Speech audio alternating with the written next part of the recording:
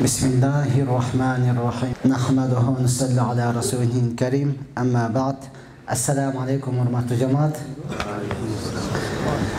Birinçiden бүткүл alamды жок жерден жараткан, ошол заттын буйругу менен таң атып күн баткан, чыныгы жаратуучу Аллах Таалага чексиз мактоолор болсун. Жана пайгамбарыбызга жүрөгүбүздүн эң эле төрүнөн чыккан салаваттар жана саламдар болсун. Мактоо жана салаваттан кийин Аллах Таала ар бирибиздин кылган ибадатыбызды толугу менен кабыл кылып, пендечилик кылып, билип билбей кылган күнөөлөрдүн бардыгын түп тамыры менен кечирген болсун. Аллах Таала мына ушундай улуу зат, Аллах сибидеди жок жерден жаратты, кычыраган күч берди, акыл эс берди, түс берди, ушунчалык сулуулук берди, жана ыйман берди. Ыймандын негизинде бүгүнкү күнү Аллах Таала сибизди ар бирибизди ар бир жерден терип келип, мечиттин ичине, Байтуллах, Аллах Таала өзүнүн үйүнө алып келип койду, шүгүрчүлүк кылайлы. Аллах Таала Кур'ан-ы Каримде айтат: "Ва ла ин шакартум ла азиданнакум." Эгер силер шүгүр кылсаңар, мен сөзсүз көбөйтүп берем дейт. "Ва ла ин кафартум инна азаби лашадид." Эгер шүгүрчүлүк кылбай, куфурчулук кылсаңар. Куфурчулук деген баягы эле тема, бир эле касета, ана ошол эле сөздөр дей берсең, инна азаби лашадид, менин азабым өтө каттуу дейт. Азап десе биз урматтаган авария болду, кырсыкка учурады болду. Ал деле азап. Андан дагы өткөн азаптар бар. Аллах Таала сизден дагы аксакал, сизден дагы каары, канчалык адамдарды Аллах Таала түрмөгө топтоп койгон.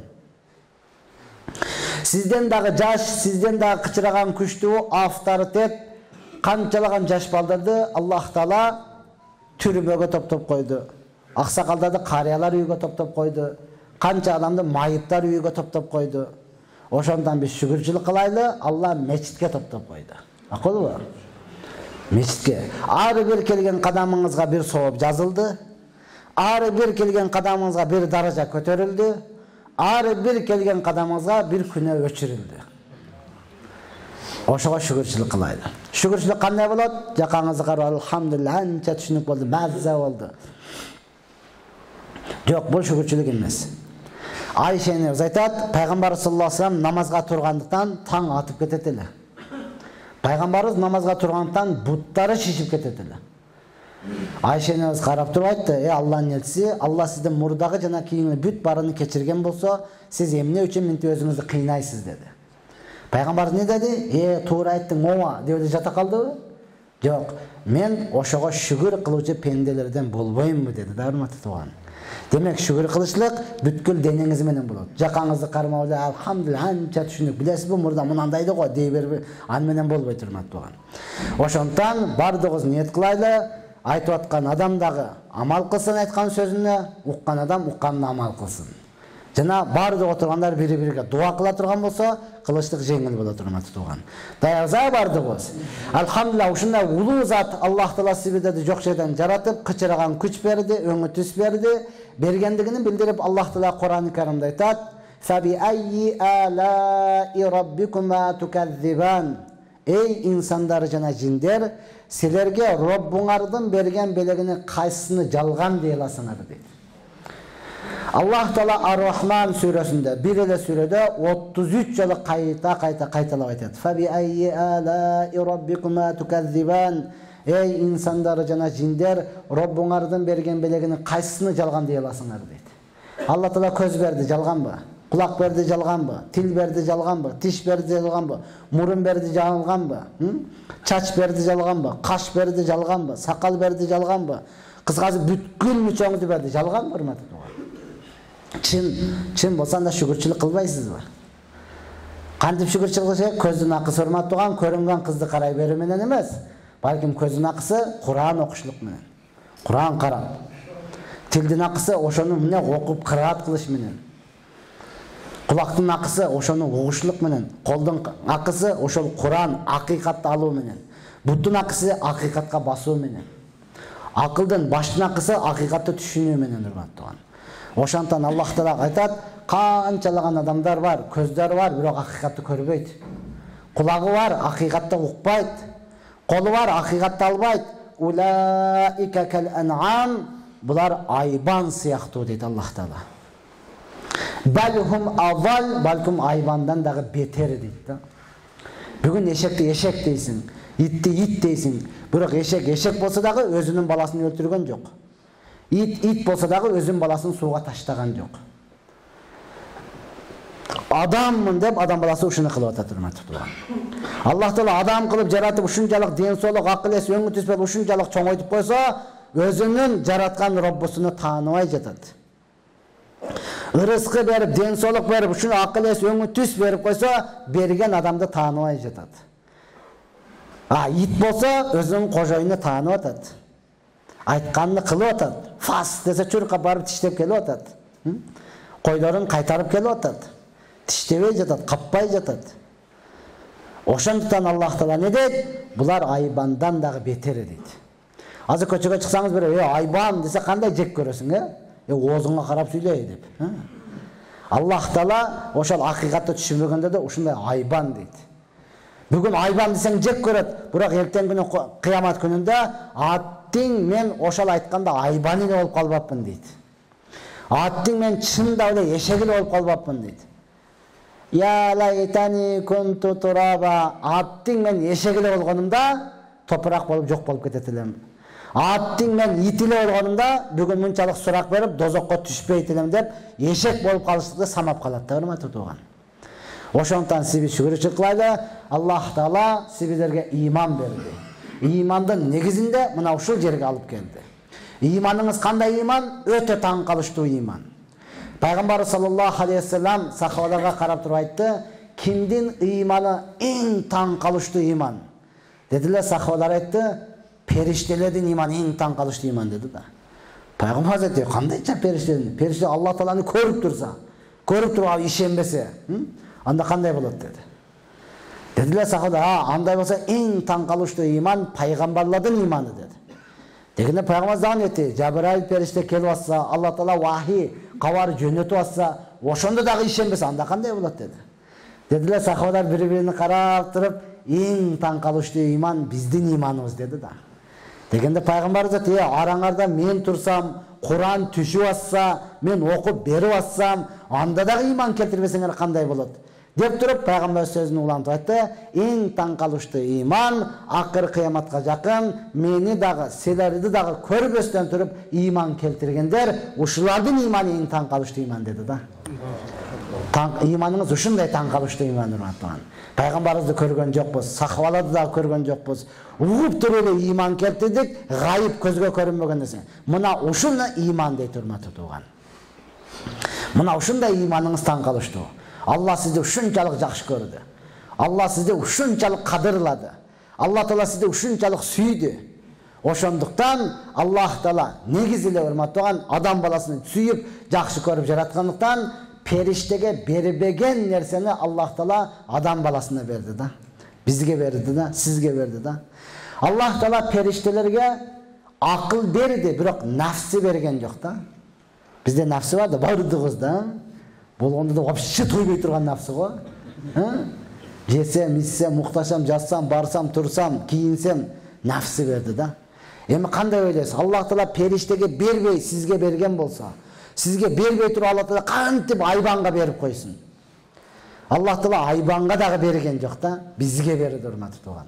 Аллах Таала айбандарга нафсы берди, бирок акыл берген жок да. Кой, эчки бардыгы да нафсы бар, Алар дагы жем жегиси келет, чөптү жерден, жашыл жерден оттогусу келет.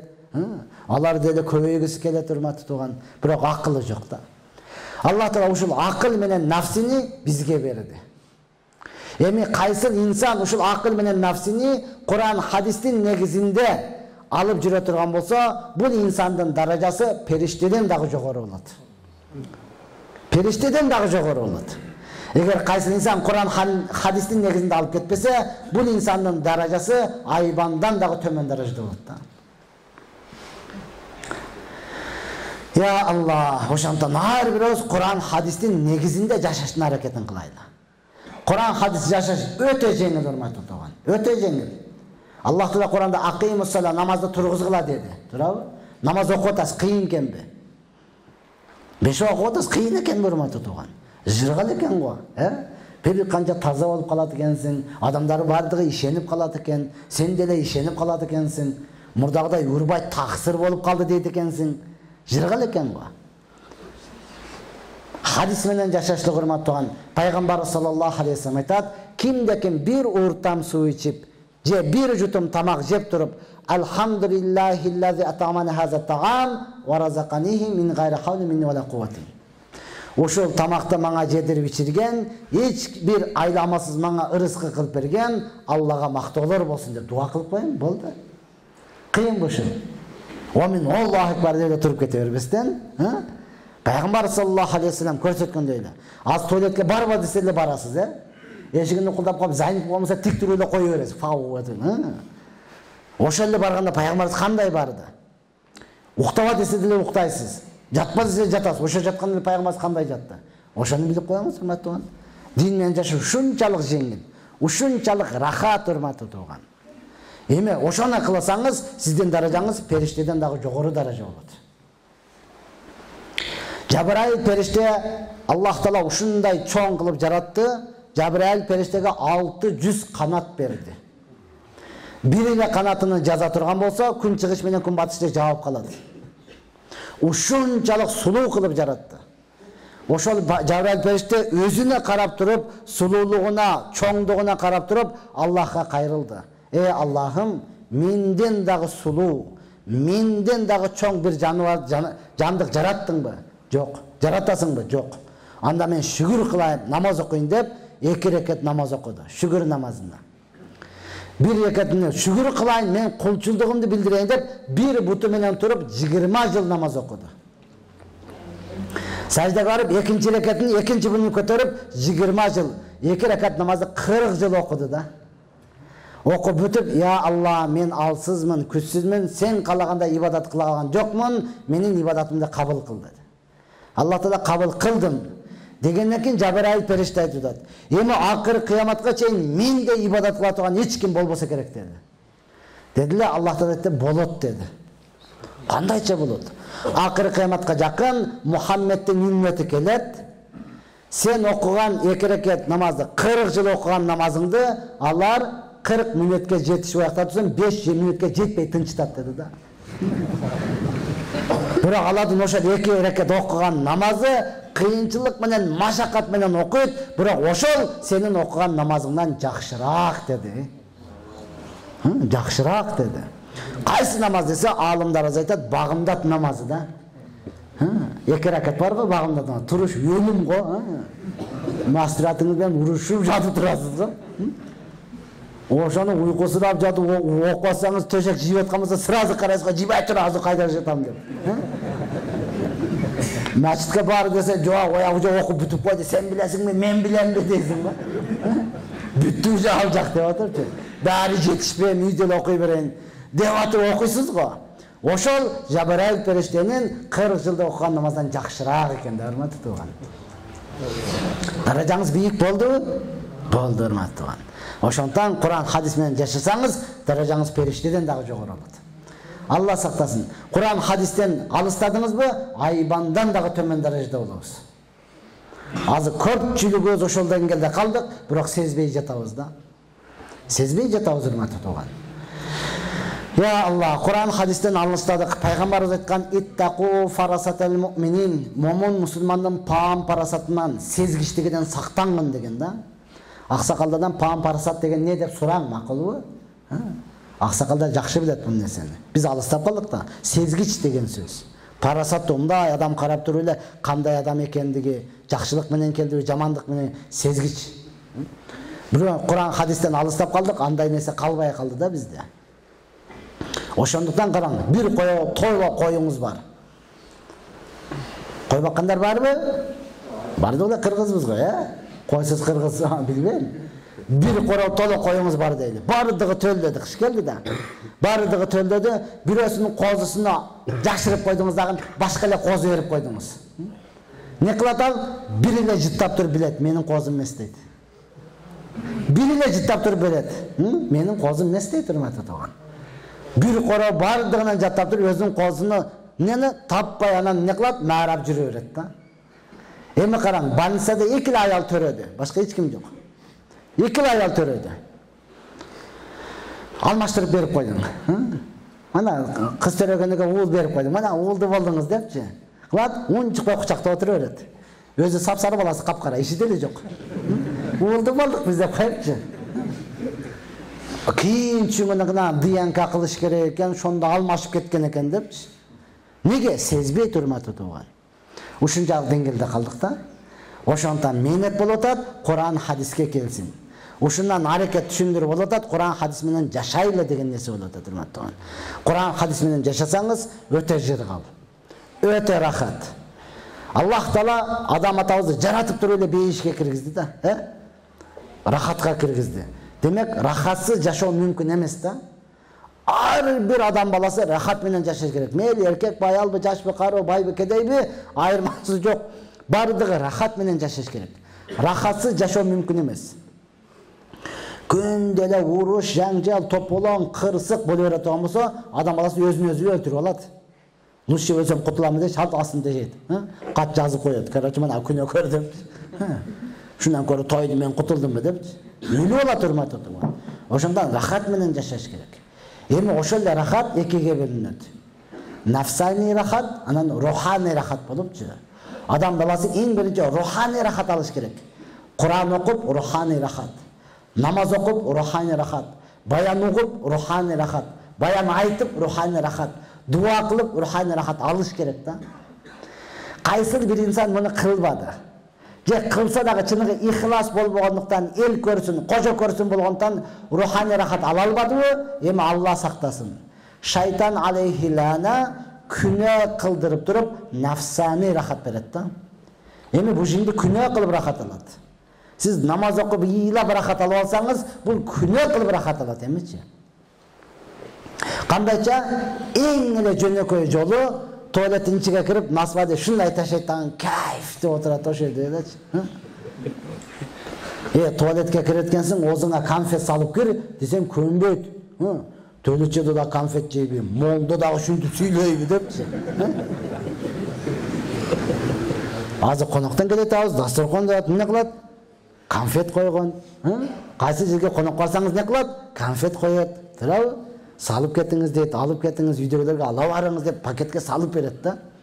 Кудайга шүгүр, Кыргызстанды бүтүндөй айланып чыктым десем болот, бирок эч жерде көргөн жокмун да. Дасторкон салып, насвайды тизип коюп, кана, молдоке баштап бериң деген көрө элекмин да. Же барбы ошондой жер? Жок да. Эми ошону менен рахат алып атпайбы? Эми бул түтүн жетип рахат алат. Таштап коюн сен бир нерсе жетишпегендей эле боло берет депчи. Башым ооруп кетет деп. Неге рахат ала албай калды бул? Анан барып сайынат, анан барып чегинет, анан жыттайт бир нерселерди пакетке салып алып. Ошондуктан туган бул нерседен кайтыңыз. Бул нафсани рахат. Барып анан нафсани рахат ала берсе, нафсиге кул болуп калыпты деген сөздү уккансызбы? Ошондой болуп калат да. Нафсыңыз каяка десе ошол жака кете бересиз да. Өзүңө окшогон эркекке тийип ал десе деле майли дей бересиз. Неге? Бул нафса рахат алыш керек. Ансыз бул жашай албайт. Анан адамдар муну түшүнбөй эле, бул дагы оору, буга дагы түшүнүш керек. Муну несиге түшүнөсүң аны? Аны несиге түшүнөсүң, урматтуу тууган? Кантип түшүнгүң келет ошогочу? Жок, бул руханий рахатка келиш керек. Динден бул алыстап кетти, жакын тартыш керек бул жака. Болбосо ушу айбан бойдон өтүп кетет, урматтуу тууган. Ошого кайра кел, балдарыңды алып кел, өзүң кел, оңгол, кайра мээнет болуп атат, урматтуу тууган. Неге? Кур'ан хадистен алыстаган сайын бул айбандык сыфат келе берет да бугачы. Жыткычтын сыфаты келе берет. Кур'ан хадис менен жазса периштелик сыфат келе берет да. Тийип кетсе де, ой, кечирип коюңуз, эч нерсе болгон жок. Оюн боло берет оюнда. Кете берет да. Периштелик сыфат, урматтуу тууган. Бүгүн ошол болбогондуктан бизде айбандык сыфат да. Көзүңө карабайсың. Кечирип коесуң. Кандай кечирип коеюн? Анан сага эмне деш керек? Унчукпай койсо, эмне унчукпайсың? Кечирип, кандай кечирип кой? Эмне кылыш керек анан буга, Бул айбандык сыфат деп коет да, мына урматтуу тууган. Караң. Айбандык сыфат бир канча кирип кетти, сезбей жатабыз да. Машалла, бул дамылабыз, момун дамылабыз. Пакистанда жүрүп келди, анан жалган айтты, туура айтты, ушундан сүйлөп алабыз. Пакистан, Индияда мейнет өтө көп болгондуктан мусулмандардын сыфаты айбанга өтүп кеткен да. Айбанга өтүп кеткен. Мейнет ушундай да. Эгер мейнет болбосо айбандын сыфаты адамга өтүп кетет да. Биздики наоборот болуп калды. Айбандын сыфаты бизге өтүп кеткен. Тиштеш керек, талаш керек, уруш керек, жыгытыш керек, мат кылыш керек да. Аларда адам мусулмандан сыфаты айбанга өтүп кеткен. Иттери бар, бирок ары кары кабайын деген ниети жок да. Тиштейин деген такыр ниети жок да. Ит макул адамга кылам ушундай экен деп иттердин бири-бирин карасаң, өзү менен өзү талаша турган ниети жок да. Нанды таштап койсаң, бирөөсү жарымына жеттен кетип калат, экинчиси ошону карап тура жеп бүткүчөчү. Жеп бүткөндөн кийин барыбынан калганын жейт да. Биздин иттер ошондой кылабы? Сени деле талы бергиси келет го, кош элечи. Бирөө буга айтсам, "Мамны ушундай экен дамыла" дейт. Мен көрдүм деп барсам, ити жатат эле дейт, итичи. Эки жактымда карасам эч ким жок экен, барып бир тептим дейт жаткан итти. Мени деп карап койду дейт. Анан айттым, дагы бир жолу тепкенимде, ошол ит дагы сага жай бошотконго даяр эле да дедим. Şu батпайт окшойт, чопто менин жайыма жатат окшойт, мен бошотуп берейин деп, жай бошотконго даяр да ошол. Бизде ошентип көрчү урматтуулар, жок да. Караң, айбандын сыфаты кой, уй, эчки, даратыны сындырганда кандай сындырат? Отуруп эңкейбе? Мышык, буга сөз жок да, я Алла. Отуруп, жерди чукулап, даратын сындырып, бирөтөлө көмүп коюп кетет го. Туурабы? Алдадым ба? Чын да? Мурда ол ит эле эки жакты ушундай карат, эч ким жокса тик атып кетип кой бере турганчы. Ошол ит дагы күндөрүнүн эки жакка караса эч ким жок, стена бар экен, дуал. Ошону кармап туруп даратын сындырып атканда, дуал жемирилип кетти, басып өлүп калды да. Бул кабар бардык иттерге жетти. Өлүптүр. Эмне болуптур? Ошо даратын сындырган дуал жемирип калыптыр. Өлдү да, ошондон кийинки иттердин бардыгы бир бутун көтөрүп туруп калды да. Дуалды нары түртүпчү. Стенаны басып калбасын деп. Биз Куран хадистен алыстадык, ошонун сыфаты бизге келип калды да, Тик атырып кой бермей болуп калдык да. Туалетке кирсеңиз деле ошондой го. Талады экен десе, төөлөткө кирип деле тик атып эле кой бересиң, Ушул айбандык сыфат урматтуу тууган. Өткөн бир жерде айтсам, эркек болгондон кийин тик атып эле коюш керек да, анан башка эмне кыласың анан дейт го. Макул, эркексиң да, толук эркек бол. Толук эркек бол. Мен деле кошулам, мен деле эркек болгум келет да. Ары намыстуу болупчу. Бирок болгонго жеже толук бол да, урматтуу тууган. Кандайча чоңо келгенде тик туруп эле патруль этип кою бер. Ана эркексиң. Туурабы? Ушуга келгенде эле аял болуп отура калат экенбиз. Анан буга калганда эркек болот. Жарым эркек, жарым аял. Сиз күлөсүз, үйгө барып ойлонуңуз, урматтуу тууган, макулбу? Мен сизди күлсүн деп айткан жокмун, бирок акыйкатты жеткирип коеюн деп айтып атам да. Акыйкатты жеткирип коеюн деп. Барып ойлонуң, чындап элеби же жалган элеби? Балдарга үйрөттүкпү же үйрөтпөдүкпү? Салман Фарси разияллаху анхуга эки мушрик келди, динсиз кафир. Келип туруп Салман Фарси разияллаху анхуга суроо берди. Силердин диниңер чыныгы дин, акыркы дин туурабы деди да. Салман Фарси эмне болду? Ооба деди. Эмне болду? Салман Фарси ойлоду, бул экөө изилдеп ислам динини кабыл алыш үчүн келген окшойт деген жакшы ниет кылды да. Бирок кафирдин ниети башка эле. Ою деле башка эле. Алар сөздү алып келип туруп, тупикке такап туруп, Салман Фарсини эмоцияга алдырып, уруш, жаңжал, тополоң чыгарыш керек эле да.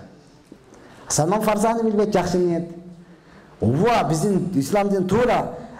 Деди эле эки кафир айтты, силердин пайгамбарыңар эң акыркы пайгамбар Мухаммад туурабы деди. Салман Фарси дагы сүйүнө баштады. Ооба да, эң акыркы пайгамбар ошол да. Деди айтты, ошол пайгамбарыңар силерге бардык нерсени үйрөтүп кеткен туурабы деди. Дагы сүйүндү, ооба да, бардыгын үйрөтүп көрсөтүп кетпедиби дегенде эми максатына жетти да. Мечит атабыз айтат, улуу сөздө уят жок, хадисте келип атат, урматтуу тууган. Эки кафир айтып атат. Ошол пайгамбарыңар силерге чычышты дагы үйрөткөн туурабы деди да. Кандай оор сөз, Бирок хадисте келип атат акыйкат. Дегенде Салман Фарис бир канча өзүн жоготту. Бирок ошентсе да өзүн кармап туруп, ооба деди да. Ооба пайгамбар ошону дагы үйрөттү дегенде эки кафирдин эги түшүп калды да. Кандайча деди Салман Фарис айтты, пайгамбарыбыз айтты, кыблага карап отурбагыла. Алдыңарды дагы аркаңарды дагы каратпагыла. Даарат сындырып бүткөндөн кийин оң кол менен эмес, сол кол менен, сол колдун дагы өзү менен эмес, кесек, таш менен 3, 5, 7, 9 так кылып арчыгыла деп үйрөттү деди да. Пайгамбар үйрөттүбү? Аккатта үйрөттү матон. Кафырларда бул нерсе жок эле. Азыр дагы жок да. Ооба, алар Каабаны, кыбланы урматтабай турмат турган, ошол эле учурда оң кол, сол кол деле кызыктырбайт да. Бүттү, шундай кылат дагы мындайында арчып коюп кете берет. Жыттанасың го, сен эмне болуп тур? Калып кеткен турбай. Болду. Сүйтүп кое берет да, урматтуу туган. Бүгүнкү күнү ошолордун сыфаты биздин балдарыбызга келип калды. Неге? Мээнетти кылбагандык үчүн. Мектептеги туалеттерге барып көрдүңүзбү? Окуучулар туалетиңердин кыры эмне болгон? Дуалдын стенанын кыры. Бөлүп болот го, ортодогу стена. Эмне болуп калган? Ого каяктан чыгып кетти ол? Каяктан жугуп калды огочу? Балдарга биз үйрөтпөдүк, урматтуу туган. Биз балдарга айтпадык. Өзүңдү маданияттуу сезип, балаңа кантип айтасың, уяттай деп калдык да. Ошого сүткөн уят эмес па анан? Ошондуктан келиңиздер, урматтуу туган. Бардыгыбыз балдарыбызга, кыздарыбызга айтайлы. Эркек балдарга айтсын, аял кыздарына айтсын. Толук отургузуп алып, кадимкидей сабак болсун, урматтуу туган. Сиз айтпасаңыз ким айтат анан? Сиз үйрөтпөсөңүз ким үйрөтөт анан? Бирөө баласыга үйрөтпөп тур, молдого берип тур, молда үйрөтүп алат керек болсо депчи. Молдого анын баласы 2 ай окуптур медреседе. Окуп бардыгын билип алып тур, атасы аны билбейт экен да. Үйгө келсе эле атасы кыблага карап отурган, ата ояка карап отурбаңыз. Макул бияк, ата биякты дагы каратпаңыз депчи. Ол ата биякты кылбаңыз десе, баласына карап туруп, 2 ай деле окуп шундай кыласың? 1 жыл окутуп алсаң, такыр чычырбай коесуң го сен депчи. Билбесең ошентет да, урматтуу туган. Билбесең ошентет. Ошондон балдарыбызды окутайлы, билбесеңиз бериңиз. Анан балаңыз келип айткандан кийин, ушундай экен деп мойнуңузга алыңыз. Пайгамбарыбыздын достору аз эле мөөнөттүн ичинде дүйнө жүзүнө сабак берип калды да. Болбосо арабтар канча бузулган эле, арабты душмандар басып алгандан коркот эле. Анын курал жарак армиясынан эмес, жаман сыфатыдан. Неге? Булар кыздарыны тирүүлөй көмөт эле да. Тирүүлөй көмөт келет. Ошондон басып алай дейбиз, булардын сыфаты бизге өтүп кетсе, биздин дагы адамдар кийин кыздарын тирүүлөй көмөп калат. Кой, жөн эле кой дейт эле да. Ошондой адамдарга пайгамбарыбыз келди, пайгамбарыбызга иман келтирди, 23 жылдын ичинде дүйнө жүзүнө иман менен сугарып калды да. 23 жылдын ичинде эле дүйнө жүзүнө иман менен сугарды. Неге? Сахабалардын бардыгынын сыфаты Аллаху ва расулуху а'лам. Алла жана анын элчиси билүүчүрөөк, биз билбейбиз дейт эле да, урматтуу туган. Бардыгынын сыфаты ушундай да. Караң, хаджатул вада, коштошуу ажысы, ажыда Арафат тоосунда турат. Ажыга барып келгендер барбы бизде? Жокпу? Ажыга. Кана, кол көтөрүңчү, ажыга барып келгендер барбы? Машалла, Арафат тоосунда тургансызбы? Тургансыз. Барганда эле билип аласыз, Арафатта. Ошол жерде турганда пайгамбарыбыз досторуга карап айтып атат. Бүгүн кайсыл күн депчи. Десе не дейт? Бардыгы Алла жана анын элчиси билүүчүрөөк, биз билбейт экенбиз дейт да. Мана сыфатты караң, Ал жакта эмес, маньякта эле биз билип алабыз го. Эртең айта намазды каяктан окуйбуз, биякта эле ойда тияктабы деп билебиз го. Ошолор не дейт? Алла жана анын элчиси билүүчүрөөк, биз билбейбиз дейт да. Бирөөсү дагы айткан жок, Алланын элчиси бүгүн Арафада чарчапсыз, кичине дем ала албайсызбы? Деген жок да бирөөсү дагы. Ошол Алла жана анын элчиси билүүчүрөөк дегендиги үчүн Аллах Таала алардын даражасын ушунчалык көтөрүп койду, урматтуу туган. илимдин эшигин ачып койду. 23 жылда дүйнө жүзүнө иман менен сугарып калышты да. Биз төрөлгөндөн бери мусулманбыз да, туурабы? Оны алдыбыз жана 74-кө чыктым деди. Аркабыз азыр 15-тебиз. Мындай нерсе жок да. Неге бардыгыбыз билем деп калдык да? Ооба билем, уккамын, чоң атам чоң молдо болгон, кыйын киши болгон, айткан деп калдык да.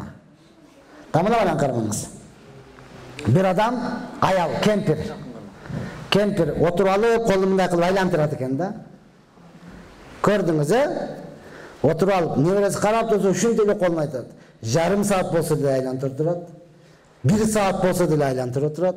Ахыры небереси сураптыр да, чоң, сиз ушинткен деле билесизби? Башка эч нерсе билбейсизби? Жок, балам, билем. Канысы, мына деп аркага айлантырат экен. Ошол деле билбейм дегиси келбейт экен, урматтуу тууган. Азыр биз эмне болуп калдык? Баардыгыбыз билем деп калдык да. Ошон үчүн илимден эшиктери жабылып калып атат. Биз билгенибизге караганда билелегибиз көп. Укканыбызга караганда угалегибиз көп. Көргөнгө караганда көрелегибиз көп. Ошондон Ибн Сина, медицинаны жактаган. Ошол өлүм төшөгүндө жатканда окуучулары сураган.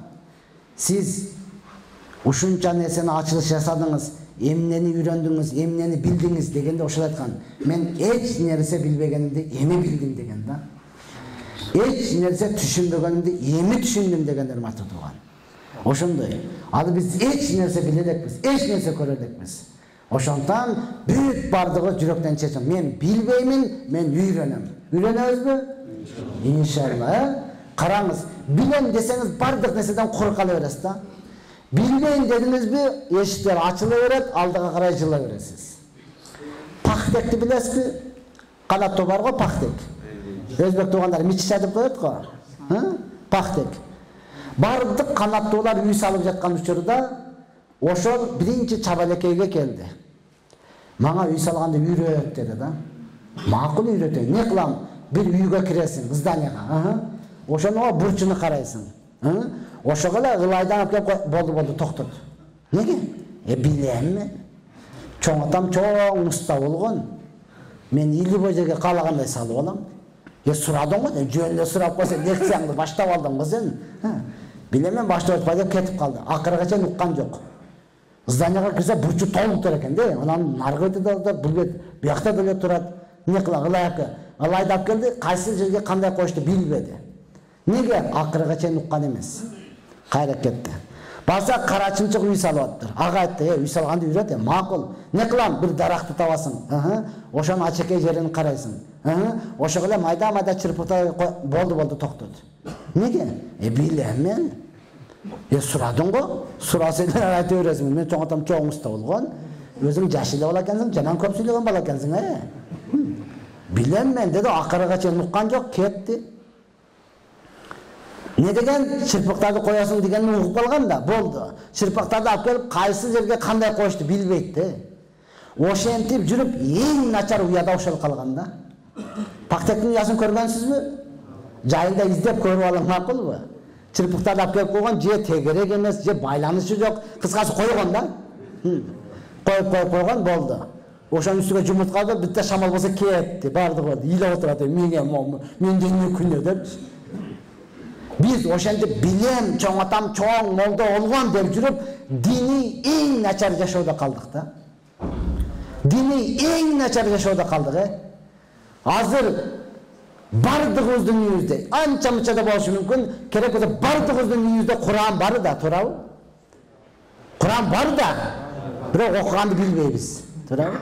Канча жылдан бери ача элекпиз. Куран хатым кыла элекпиз. Керек болсо жөн эле барактап, окуй эле барактап акырга чейин чыга элекпиз да. Намыс үчүн ушул мени жараткан Алланын сөзү экен деп барактап акырга чейин чыга элекпиз. Мындай карайсың, мындай окулабы? Мындай экен, бияктан экен, оңдон экен, сүрөтү жокпу мунун деп эле кайтып коюп коятасың да. Ошондуктан урматтуу тууган, биздин билгенибизге караганда билелегибиз толтура. Карга бар го, карга, кадимки эле карга. Биринчи басканда нормально эле басат эле да бул. Кейін көшеде келесе кичине чымчык жүгүрүп өтүп кетип калды. Ана ушундай басыш керек. Неге? Спортсмен экен да. Барган жериңе нормально жегесең. Бир-эки томпоңдоду, болбоду, чарчап калды. Мага болбойт экен деп карап турса бүркүт келип атат. Ой, болупчу. Ой, мындай басыш керек. Неге? Деловой экен. Көргөндүн бардыгы коркот деди даган, ошондой басып калды да. Ошентип көрүнгөндү карап жүрүп өзүнүн басканын унутуп койду да. Азыр карасаң томпоң секирип атат. Гак деп коймун антип. Өзүн басканын унутуп калган урматтуу туган. Муну неге айтып атам? Биз мусулман көрүнгөндү карап жүрүп өзүбүздүн динибизди унутуп койдук да. Өзүбүздүн ислам дини кандай таза, кандай туура, кандай акыйкат, кандай пайда унутуп калдык да. Ошондон өзүбүздүн башыбыздагы дөйдөй байлыкты көрбөстөн бирөөдүн башындагы чөптөй байлыкка асылып калдык. Аналар анантип жашап атыптыр, манантип иштеш керек экен, охо, үйүнү кара, манантип салыптыр депчи. Бактылуулугубузду унутуп калдык урматтуу туган. Ошондон Аллах Таала бактылуулукту динге койгон, дин пайгамбардын ыйык мээнети менен келген. Ошол пайгамбардын жолуга түшөсүз, ошол Куран хадисти бекем кармайсыз, анан бактылуу болосуз урматтуу туган. Андан кийин сахабалар кандай бактылуу болгон болсо, ошондой бактылуу болосуз. Сахабалар кандай дүйнөнү башкарган болсо, ошондой башкарасыз. Бүгүн Куран хадиске баш ийбегендиктен, Аллага баш ийбегендиктен бизге аялыбыз деле баш ийбей калды да. Ал ары турсун кыздарыбыз, балдарыбыз деле баш ийбей калды да. Өткөн бирөө келди, мен атам баш иштебейт деп. Өлө ачууландым. Ушунчалык ачууландым. Мен анан суроо берет деп ойлодум да, бирок келип алып эле мен андай кылайын десем, мындай деп, мындай чынын айтканда атам баш иштебейт дейт. Кандай атаң баш иштебейт? Атаң баш иштеп анан сен төрөлдүң го. Атаң баш иштеп анан сен төрөлдүң го. Баш иштебеген сен такыр төрөлбөйт болчусуң. Жатмаксың бир бурчта. Душтун бурчуда, кафенин бурчуда, каякта жатмаксың да. Ата, ал бейишиң деп атат пайгамбарыбыз. Ата эне бейишиң же тозогуң деп атат урматтуу туган. Биз эмне алмадык? Ата энем баш иштебейт деп калдык да. Келечек жаштардын колунда десе, жаштар бүйрүп эле келечек биздин колубузда экен деп алдың го. Иштесе жок колуңда ачып көр кара. Ооба, Куран хадиске келген урматтуу туган, ата эненин кадыры баркы кандай, ата энени кандай урматташ керек, ата энени кандай сыйлаш керек. Аллах Таала Куран айткан: "Вала тaqul lahuma uffan". Ата энен баш иштебейт деш оякта турсун, ата энеңе уф деп дагы айтпа деди да. Куран кайсы тилде түшкөн? Араб тилинде. "Вала taqul lahuma uffan". Аллах Таала не деп атат? Вала тaqul lahuma uffan. Ата энеңе уф деп дагы айтпа деди да. Курандын мужизасы. Мужиза деген билесизби? Дүйнө жүзүндө канча улут, канча эл болсо, бүт бардыгын не кылды? Алсыз калтырып койду да. Мен кыргызча айтып атам дей албайсың. Немис дагы чарчаса уф дейт экен да. Кытай деле уф дейт экен. Дунган деле уф дейт экен. Өзбек деле уф дейт экен. Кыргызың деле уф дейт экен. Түркүң деле уф дейт экен. Канча улут болсо бардыгы уф дейт экен да. Ошону Аллах Таала не дейт? "Вала taqul lahuma uffan". Ата энеңе уф деп дагы айтпа деди да, урматтуу туган. Мына Куран канчалык деңгээлде адамга адамдык сыфат берет. Инсанга инсандык сыфат берет. Кандай мамиле кылышты үйрөтөт, урматтуу туган. Шашпасаңыз сиз деле карыйсыз. Сиз деле ата болосуз. Анан ошондо түшүнөсүз, анда кеч болуп калат, урматтуу туган. Абулей Самарканди рахматуллах алейхи, я Аллах, албетте мында дагы атанын алдындагы күнөөсү бар. Абулей Самарканди рахматуллах алейхи бир адам баласын алып келди. Дамулла, мен балама айтып коеюң, балам мени уруп атат. Кой?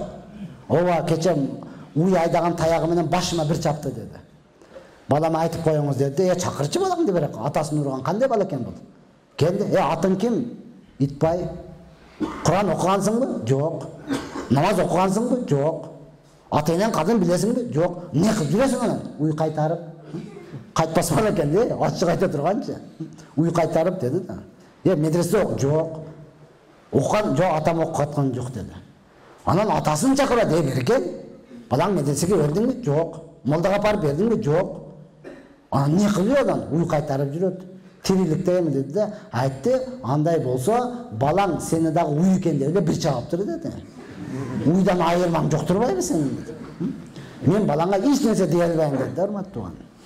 Ошондуктан балдарыбызды окутайлы, өзүбүз дагы окуйлу. Анан урматтууган, ата-энеңиз ооба союдун учурунда канча заманды кырдаалды өткөрдүк, оор кылдарда да. Ата-энеңиз ошондой учурда болуп калган болсо, болду. Динди сиз түшүндүңүзбү? Ата-энеңизге уф деп айтпаң. Ата-энемдин башы иштебейт. Жок, урматтууган. Ага алайып карабаң, аларга сөз кайтарбаң. Ата-энеңиз туура айткан болсо, анда сиздин тарбияңыз. Туура эмес айткан болсо, анда унчукпаңыз.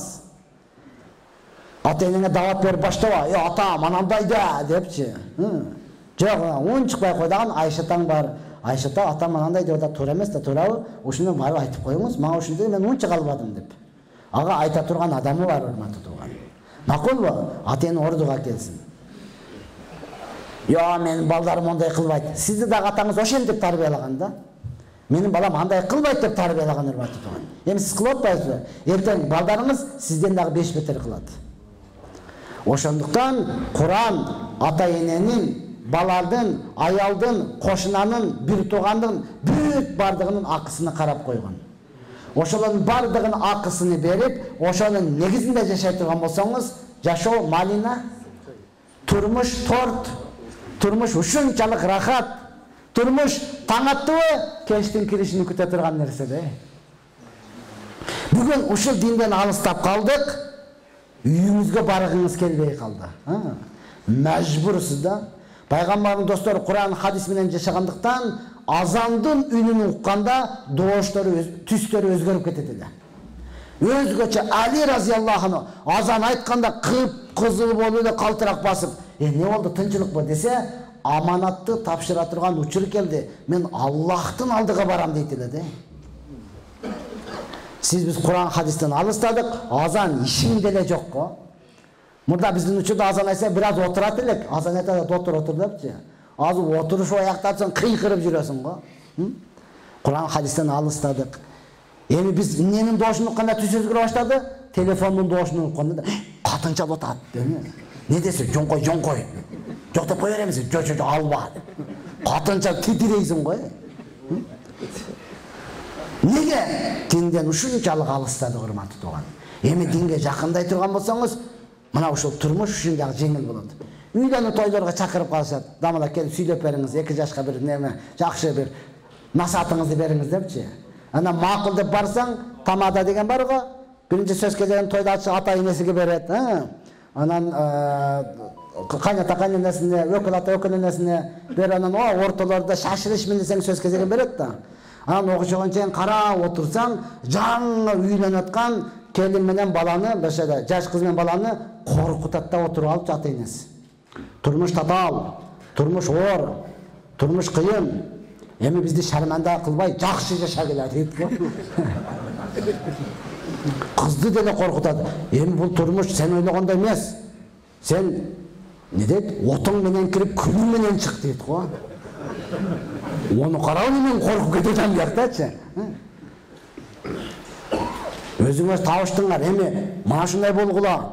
Анан эки жакты бирдей карагыла деп элечи. Жаш неге муну коркутат? Турмуш шунчалык оорбу, шунчалык таталбы, шунчалык кыйынбы? Жок. Ооба, ушунчалык татал, ушунчалык оор кимге? Ким динди түшүнбөсө да. Ким динди түшүнсө, турмуш торт, турмуш малина, турмуш таң аттыбы, кештин киришин күтө турган нерсе да. Жаңы үйлөнгөндөр билет, таң атып кетти, майли кеч кирсиңден баштайбыз, Ана шундай нерсе дей. Неге коркутасың? Турмуш, Аллах Таала Куранда ушунчалык сахабаларды мактап койгон. Алар ынтымак, махабат, тынчтык, бириндик, апак-чапак, ийнежик болуп жашаган да. Мусулман биринчи табышканында кандай рахат эле. Ошол бойдон өмүр бою жашап өткөнгө мүмкүнчүлүк бар ислам диниде гана. Биринчи табышканыңда, биринчи үйлөнгөндө кандай рахат, Ой, сынып калды, эч нерсе эмес деп коесуң го. Ой, жоголуп кетти десе, ондай тек кой, таап берем, онун алып беремсиң го, онуну деп, эркек болчу.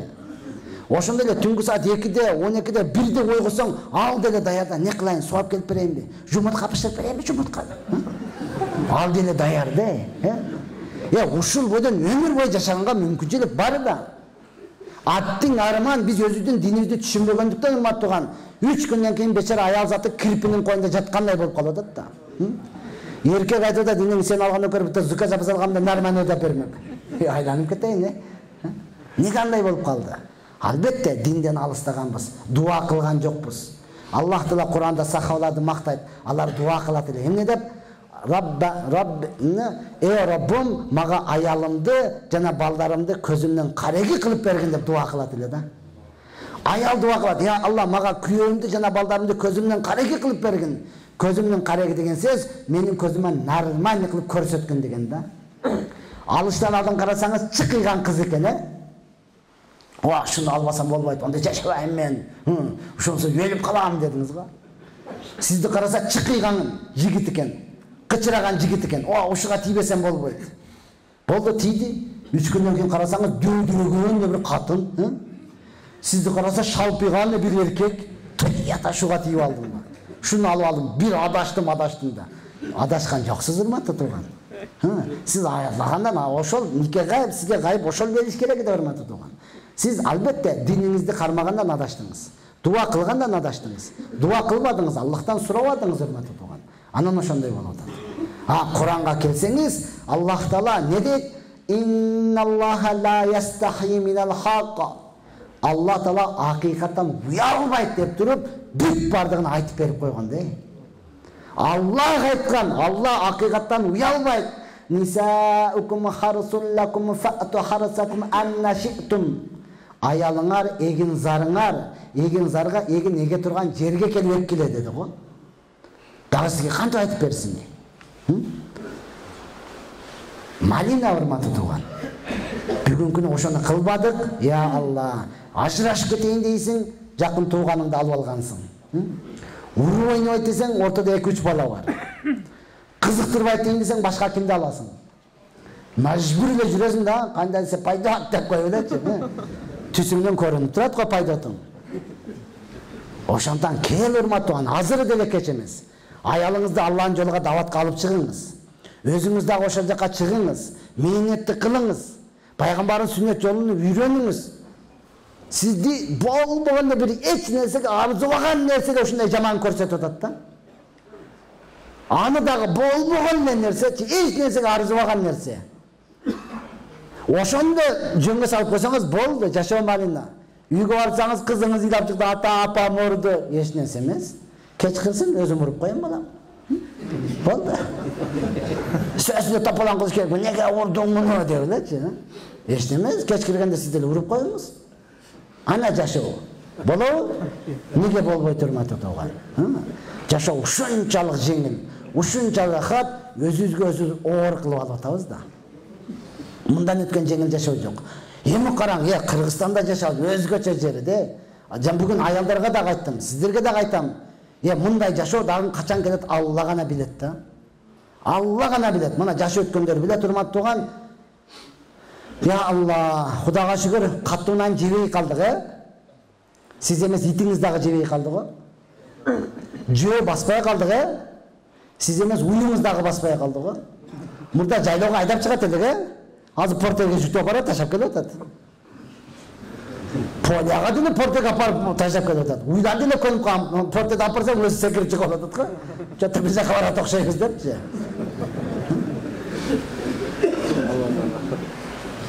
Мал базарга таңга мал айдап жүрмөйт элек, Азыр жок, портеге салып жүктөп баратасыз. Дагы сизге эмне керек, эмне жетпей жатат? Кудайга шүгүр, жамак кийим кийбей калдык. Мурда наскилерди жамап кийет элек го. Тура баксаңар, наскини жамап кийет элек, Эки наскиң бар, экөө тең жыртык да. Согончогу менен таман жыртык болчу. Уяттуу бир жерге жөнөсөң, бирөөсүн мындай кыласың дагы, бутуңдун үстүгө жыгат, экинчиси мындай кылсаң, бүтүн болуп калат наскиң. Ошентип барат элек да. Анан бир аз колунда барып байлар карап туруп, бир ашка, анан бүтүнүн сыртыдан кийсең деп коет эле. Майли деп койсоң, ичи дагы жыртык экен билбейт эле болчу. Ошаны деле жамап кийет элек да. Бүтүндөй шымыңдын тизелери жамак болчу. Анан карашымды кара жип менен тигиш андай нерсе жок эле. Любой караны ак менен деле, кызыл менен деле тигип кое бересиң. Бүтүн болсо болду эле да, урматтуу тууган. Азыр жамак кийим акылга сиңбей калды го, Пайпагын жамайт деген, койчу, 1 кило ыргытасың го, чоюлуп кетти, болбойт экен бул жамак. Чоюлуп кетти деп носкиңди ыргытып атпайсың. Алхамдулилlah, Кыргызстанда ачкалыктан өлбөй атат эч ким. Балким семиздиктен өлүп атат да. Диета кармап, фитнеске барып, чуркап, семиздиктен болуп атат, урматтуу тууган. Дагы эмне керек? Албетте бизге дин керек. Албетте мээнет керек, албетте курбанчылык керек. Албетте көп көз жаш керек. Атабыз ыйлап өттү.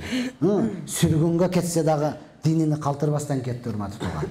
Ал нерсени сиздер жакшы билесиздер. Ал нерсени мен сиздерге айта албайм, урматтуу тууган, бирок сиздер жакшы билесиздер. Бизге азыр бир гана некен иман жетишпей жатат. Бизге ибадат жетишпей жатат. Бизге билимдик жетишпей жатат. Бизге ынтымак жетишпей жатат. Ошондон ата-бабабыз эзелден айтып кеткен, айыл башка тилек бир, бармак башка билек бир деди. Мейли айылыбыз башка болсун, бирок тилегибиз бир болсун. Бармагыбыз башка болсун, бирок билегибиз бир болсун. Анан кийин урматтуу тууган алдыга жылабыз. Ошондой кыла алабызбы иншалла? Бардыгыбыз кыла алабыз. Ата-бабабыз айткан, боло турган элдин балдары бири-биринин баатыры дейт. Болбой турган элдин балдары бири-биринин катын дейт да. Сиздер жеткен баатырларсыздар. Мына караң, бардыгы красавчик де. Бириден бири өтөт го сулуулугу. Бириден бири кимисиге айып кое аласыз? Бириден бири өтөт го. Алла Таала ушундай кылып жаратты. Неге сизди бейишке кирсин деди. Жыргап жашасын деди. Бул дүйнөдө дагы, ахиретте дагы жыргап жашасын деди, урматтуу тууган. Аллах хасонда сиз бизге жеңилчиликти каалайт, оорлукту каалабайт.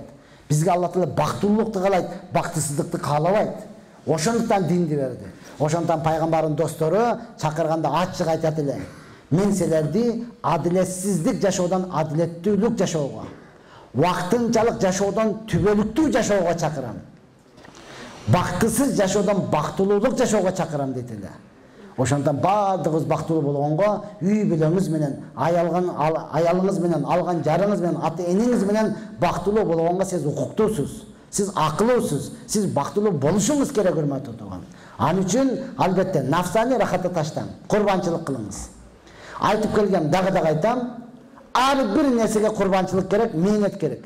Мейли жакшы нерсе болсун, мейли жаман нерсе болсун, барыга мээнет керек. Бардыгы жек көргөн, ким эле көрсө сөгө турган алкаш деген наамды алыш үчүн канча мээнет керек?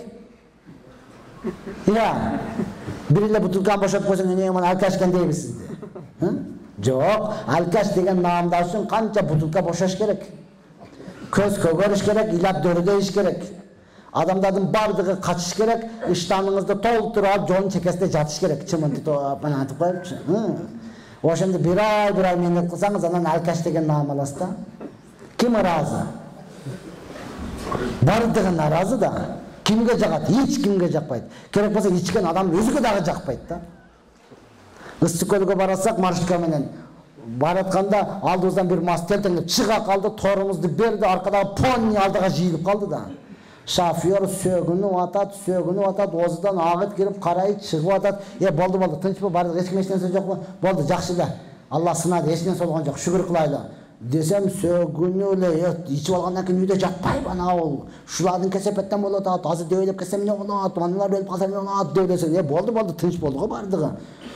Дедим, анча өзгөрүп, сиз ичпейсизби? Сен ичем го, мен анчалык эмес да дейт. Ошого деле жакпайт да. Ичем дейт, бирок мынчалык эмес дейт да. Ошого деле жакпайт. Ошондуктан урматтуу тууган, эми бомбуш деген наамды алыш үчүн канча мээнет керек, туугандар айтмакчы, Аллахтан болот деген якын керек да огочу. Үйдө дагы отурбашың керек, паластын үстүндө уякта турсун, кардонун үстүндө дагы отурбай, темир кучакта бир ай жатсаң, анан бомбушсуң да. Ким ыраазы? Бардыгы наразы. Бирок ошого канча кордук мээнет кетип атпайбы? Энди машалла, бул таква, бул аалым, бул каары, бул ому, бул сопу, бул таксыр, бул кудама дегенди алыш үчүн эми канча мээнет керек? Эми аракет кылабыз, иншалла бардыгыбыз. Аракет кылайлы. Ичимдик, чеген, чылым бардыгынан алыс болойлу, урматтуу тууган. Олар нафсани рахат. Сизге бул дүйнөдө ахиретте бактылык алып келбейт, бактысыздык алып келет. Сизге ден соолук алып келбейт, оору алып келет. Сизге урматтуу тууган ийгилик алып келбейт, балким бүтүндөй жамандык алып келет. Пайгамбарыбыз айткан, ичимдик арак бардык жаман иштин башаты деген да. Арак бардык жаман иштин башаты, урматтуу тууган. Пайгамбарыбыз айтты, болду, жаман иштин энеси ошол да. Бир эле кылдыңызбы, калганын өзү эле тууп салат. Миңдеген тууп салат, урматтуу тууган. Мурда мен айткан аз дагы айтайын, убакыт канча калды? Аллах Таала адам атабызды жаратып туруп эле бейишке киргизди. Бейишке киргизди, уруксат берди. Каалаганча жей бер деди да. Каалаганыңдай, эмнени кааласаң ошону жей бер деди. Я Алла, бейиште эмне гана жок дейсиз, Бирок бир эле нерсеге тыйым салып койду. Мананы жебей деп койду, Болду. Ушундай жебе каалаганыңдай жей бер деп койду, Эми эмне болду? Шайтан алейхиланы азгырып, өчөшкөнүп келди дагы, жебе деген нерсени жеп алды. Натыйжа эмне болду? Бейиштен чыгып кетти да. Эми Аллах сибизди кыргыз кылып, Кыргызстан мамлекетине жаратты. Сууларды агызып койду. Дария, өрөн, өзөн кылып сууларды агызып койду. Иче бер деди, уруксат. Каалаганыңча иче бер дейсиң. Башыңды тыгып алып ичесиңби, ортосуга түшүп алып ичесиңби, иче бер деди да. Бирок бир эле магазиндеги сууну ичпе деп тыйым салып койду да. Ошончо сууларды агызып уруксат берди, иче бер деп. Бирок магазиндеги эле сууну сатып алып ичпе деп койду. Эми эмне болуп атат? Кыргыз өчөшкөнсү келип ушуну сатып алып ичип атат да. Натыйжасы эмне болот? Бейишке кирбей калат да, урматтуу тууган. Бейишке кирбей калат. Ошондуктан ичимдиктен, чегимдиктен, сайынгандан бүт алыс бололу дагы Куран, хадис, аят, баян айтып үйрөнөлү. Баян айтып Аллахтын улуктугун айта бериңиз, руханий рахат келе берет. Бул айтып атканда мен сиздерди оңдош үчүн, тарбиялаш үчүн, башкарыш үчүн эмес, эскертүү үчүн айтып атам. Аллах Куран-ы Каримде айтат: "Ва заккир фа инна зикра танфа'ул му'минин." Ескертүү момундарга пайда берет деди да. Азыр бардыгыңыздарга пайда болду. Алла айтты, болду, урматтуу. Бир адам уурулук кылат, барып айтыңыз, уурдабай, бирөөдүкү арам, өзүң мээнет менен тап. Алдабай, арам болот. Жооп бересиң кыямат күнүндө, эскертип койдуңуз. Деп уурдабай калды, эмне болду? Айыл боюнча пайда болду да. Биздин айыл тып-тынч. Эч ким уурдабайт. Машинаң ачык бойдонда кала берет. Үйдө бизде куртай турган эч ким жок. Ташты эле тиреп коесуң болду дейт. Андай доорду өткөргөнбүз да биз, туурабы? Бизге таң калыштуу эмес го. Кийинчерээк эле анан нашкүрчүлөр көбөйдү, үйдү замок сала турган болуп калдык да. Мурда үйдү култасак деле күлүш билет деди. Мындай коюп коесуң, Же жандагы калоштун ичиге салып коесуң, болду. Кошунаңа көзөп туруп элечи. Уй-пуй кирбесин деген сөз эле, урматтуу тууган. Ошондойго келиш керек. Бир адам тентек, ура берет, көрүнгөнүн урап, айттың, билеги күчтүү бирди жыгат, билими күчтүү миңди жыгат. Эртең сенден дагы күчтүү чыгат.